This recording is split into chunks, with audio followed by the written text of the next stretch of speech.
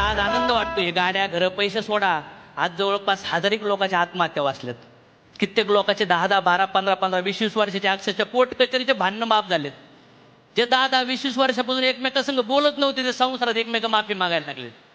मी आई वडिलांसंग, मी आणि माझी मिसेस आई वडिलांसंग 10 वर्ष बोलतो.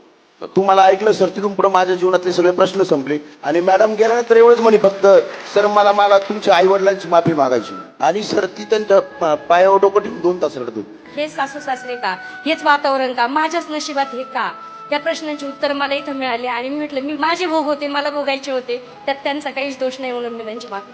तिथं डिवोर्स 10-10, 11-11 वर्षापासून नवरा एकीकडे बायको एकीकडे, तर दोघं आज एकत्र येऊ राहिले. कंटिन्युअसली आमची भांडणं वगैरे व्हायची, दिवस पर्यंत पण आमचं गेलेलं.